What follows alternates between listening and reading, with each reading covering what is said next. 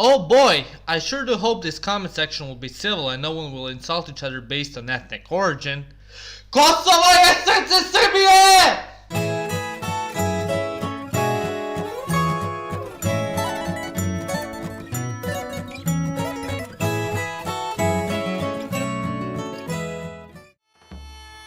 Welcome to Albania, a country most Americans only know about from that one character from The Simpsons with a funny accent.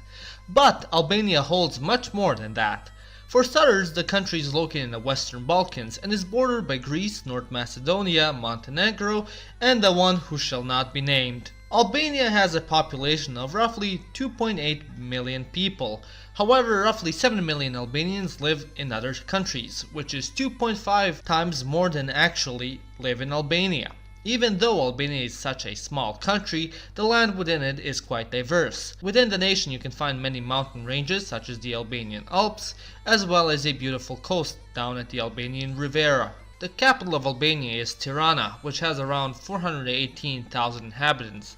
The city started to thrive in the 17th century, however it did not become the capital of Albania until 1920, as the newly formed country was plunged into a crisis due to the chaos unfolded by World War I that created a migrant influx to it. The city can be found in the center of Albania and is generally characterized by communist block buildings which can be found all throughout it.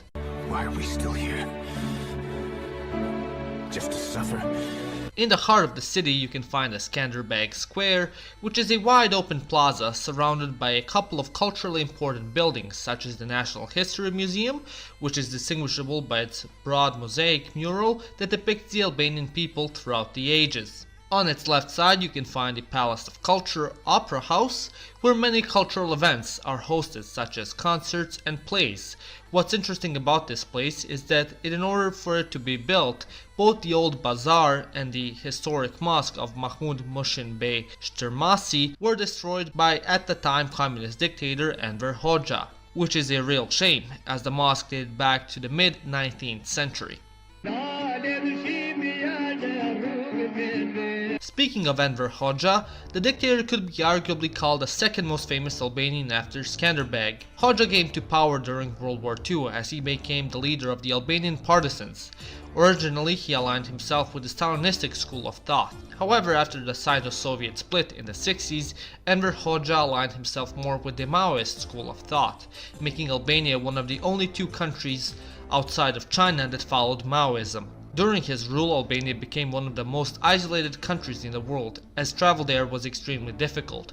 Albania followed an ideology of self-reliance, similar to that of Juche followed today in North Korea. Hoja was also extremely paranoid of an invasion, as he had more or less bad relations with all of his neighbors and had fallouts with both the USSR and the PRC. Because of that, 1/3 of the country was either interrogated by the Albanian secret police or was put in a labor camp. He also built over 173,000 concrete bunkers across the country in preparation of any future invasion, which can be still seen throughout the country and Tirana. While the Hoja regime was quite oppressive, it did however bring some good things as well, as it raised the literacy rate from 5% to 98%, as well as it increased women's rights, which were lackluster at the time to say the least, as their rights were decided by the Code of Leke, which was essentially a code of law from the 15th fucking century. It stated, a woman is known as a sack, made to endure as long as she lives in her husband's house.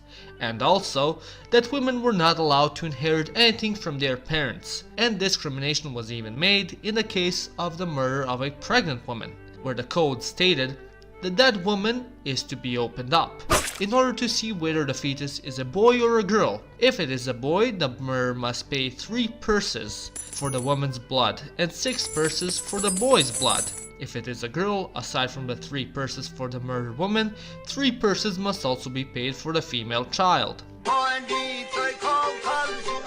Anyways, at the square you can also find a statue of Skanderbeg, who is Albania's greatest figure. Born as Gjergj Kastiroti, Skanderbeg was a nobleman turned general who rebelled against the Ottomans, resisting them for 25 years, while beating their substantially larger armies with only 10,000 men. In Albania and any other countries with a large Albanian population, you will find numerous streets, schools, and even mountains named after him. Hell, there's even one street in Belgrade named after Skanderbeg. Near the statue you can additionally find the Bay Mosque, which dates back to the late 18th century. Unfortunately, while I was there, the mosque was undergoing renovation. During the Ottoman times, the mosque served as a cultural center for various events, but after World War II, the mosque was closed by the communist regime after it declared Albania as an atheist state. Not too far away from Bay lies the Resurrection Cathedral, which is an Albanian Orthodox church. While only 7% of all Albanians identify themselves as Orthodox Christians, the cathedral is the 5th largest in the entire Balkan Peninsula and the 18th largest Orthodox church in the world. It was completed in 2014 and has served Tirana's Orthodox community ever since. Another religious building would be the St. Paul's Cathedral, which serves Albania's second largest religious group, which would be the Catholics, who make up around 10% of the population. The cathedral was built in 2002, which is quite obvious due to its modern style. Of course, not too far away, there is also the Pyramid of Tirana, which is arguably the most famous landmark in the city. But unfortunately it too was closed for renovation while I was visiting, so here's a picture of it. Originally it was built as a museum for Enver Hoja. However, after the fall of communism, the building had a variety of uses, such as it being a conference hall. During the Kosovo War in 1999, the pyramid was used as the headquarters for NATO's operation in the area. Over the years, many proposed for it to be demolished because, well, Hoja sucks. But the pyramid's fate is yet to be decided. Like most other cities, Tirana also has several parks, the most famous one being the Grand Park of Tirana. What sets apart this park from others is firstly its size, and that it is built upon an artificial lake. The park is home to over 120 species of flora, and is the recreational place of choice for most Tiranians. Back in the city center, there are also several shopping districts, one of those being the Fortress of Justinian, or colloquially known as the Tirana Castle. To be quite honest with you, the fortress is quite barren. Even though it was built in the early 14th century, not much has been left behind from the medieval times. Within the castle complex, you can find many cafes and restaurants, and even some shops which attract locals and tourists alike. Another shopping district would be the New Bazaar. Although it may not be as luxurious as the Tirana Castle, it still hosts plenty of local food producers, and you can find locally grown fruits and veggies for a decent price. And also this lovely graffiti. Speaking of fruits and vegetables, it's time for everyone's favorite section, the food. If you've ever been to the Balkans, I imagine you're quite familiar with most of the food. In Albania, you have the basics such as cebapa, aka cevapi, burek, baklava, sarma, but there are also many other foods unique to the region, such as tabe kosi, which is a lamb and rice mixed in a mixture of yogurt and eggs, which is then baked. It is considered the national dish of Albania, but if you really want to go traditional, Albania also offers a variety of lamb dishes, especially those including lamb entrails, which I must say are absolutely delicious. I have no clue what this is named, but if you're Albanian, let me know in the comment section. But yeah, it's absolutely magnificent.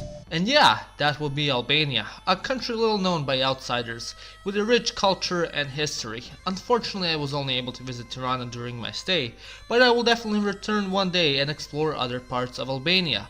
Let me know what you think. Have you ever been to Albania? Do you plan on going? Let me know in the comment section down below. And while you're down there, why not click that subscribe button? There's a new video every 2 weeks, and you can unsub anytime you like. Stay tuned, as next up we have every Serb's favorite vacation destination, Montenegro, a country that just by name gives Twitter users a mental breakdown. My name is Nick, and you've watched Living Ironically in Europe.